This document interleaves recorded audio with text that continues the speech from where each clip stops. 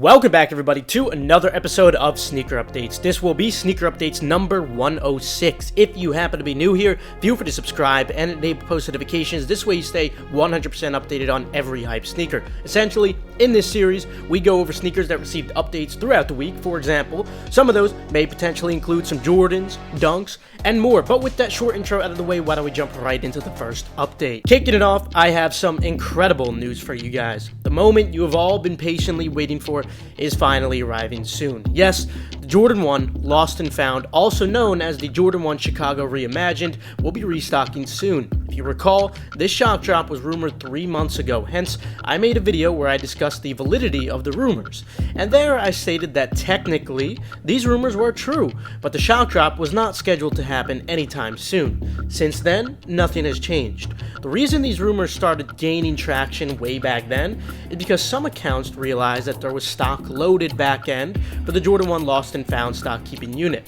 And this was actually true. However, at the time of the accounts realizing and thus tweeting and posting on Instagram about this was completely irrelevant. That stock has been loaded well before January 10th when the rumors reached their peak. In fact, it was loaded pretty soon after the initial drop. So this whole time, there has been stock loaded, but no date. Well, now the time is finally approaching. In fact, it was actually Nike themselves who let the cat out of the bag in a poll on the Sneakers app.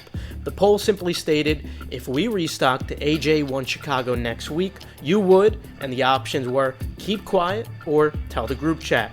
Obviously, everyone can infer what is being implied here. Now, despite them letting the cat out of the bag, what they are not going to do is post a date or time, since of course, they're planning some sort of shock drop event for these. Regarding the precise time and date, that of course will be posted inside of my group Endurance, as always for every single one of these shock drops. Considering this release will be occurring soon, Endurance will be having a limited restock just in time on this Friday, April 14th at 4 p.m. Eastern Time, 10 p.m. CEST. Now, of course, early information is only one small aspect of what Endurance offers.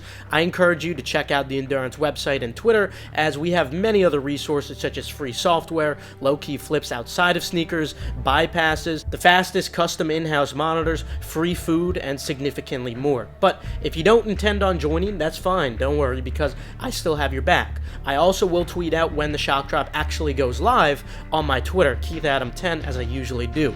Let me know in the comments below if you plan on keeping these Lost and Found Jordan 1s for personal, or if you intend to collect your resale profits. With those out of the way though, now let's move on to some other Jordan updates. First, we got an in-hand look at the new Union Jordan 1 woven, courtesy of XC Sneaker. These drop in August for $200. Of course, I do not expect these to perform anywhere close to how well the first Union Jordan 1s initially performed, but nonetheless, I'm still expecting pretty high demand on them, which should allow them to be profitable with a good margin. Moving on, it looks like we will be getting another Jordan 1 85 cut, specifically the metallic red Jordan 1 mock-up courtesy of Z Sneakerheads. These should be dropping in spring of 2024 for $200. Like all 85 cuts, I am expecting these to be profitable with a decent to good margin, but most likely one of the worst performers, relative to the other pairs we have already seen at least. Then we got our first on-foot look at the Jordan 3 Palomino. These drop on August 19th for $200.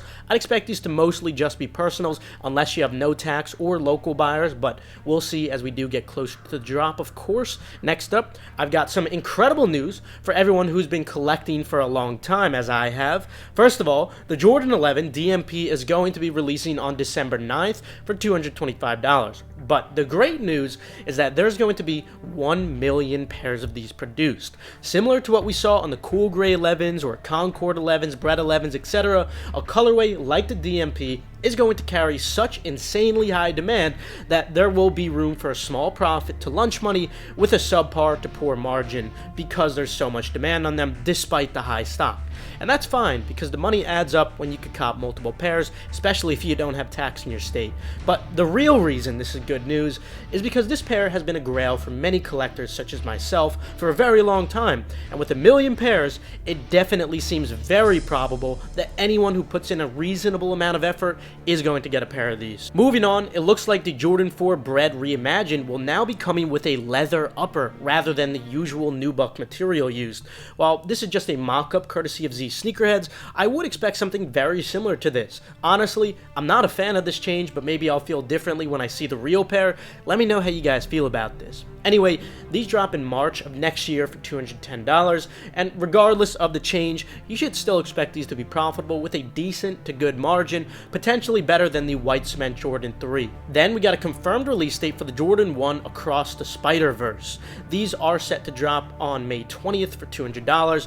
While I wouldn't expect these to perform as well as the first Spider-Man origin story did, I'd still expect these to be profitable with a subpar to decent margin, but nothing too crazy since the colorway isn't the most universal, despite them carrying a lot of demand just because of the fact that they're Spider-Man 1s. Moving on, if you were wondering what happened to the Jordan 3 Lucky Green, they have been delayed to May 18th for $200 in the US. I am still expecting these to be mostly just personals. In fact, they're already sitting at many retailers in Europe. Then, we got a mock-up of the Jordan 4 Olive Canvas, courtesy of Z Sneakerheads. These will be dropping on December 2nd for $210.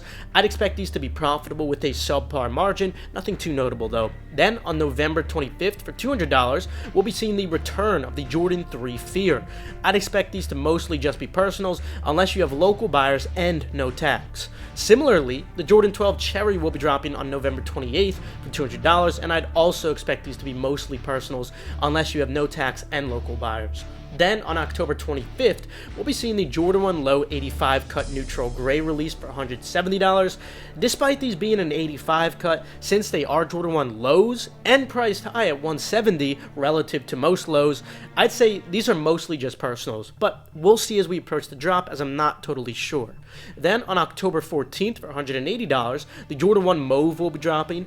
I'd also expect these to be mostly just personals, unless you have local buyers and no tax. Then, on November 11th for $225, the Jordan 11 Neapolitan will be dropping. Since this is only a mock-up from Z Sneakerheads, I'm not sure what they're actually going to be looking like. Hence, at the moment, I'm pretty unsure of how these are going to perform, but being a non-classic Jordan 11 priced at $225, I'd lean towards these being mostly personals, unless you have no tax and local buyers. Then, on October 18th, for $180, the Jordan 1 Satin Bred will be dropping. This picture is the 2016 pair, that of which only had 501 numbered pairs drop, but these new ones should be pretty similar.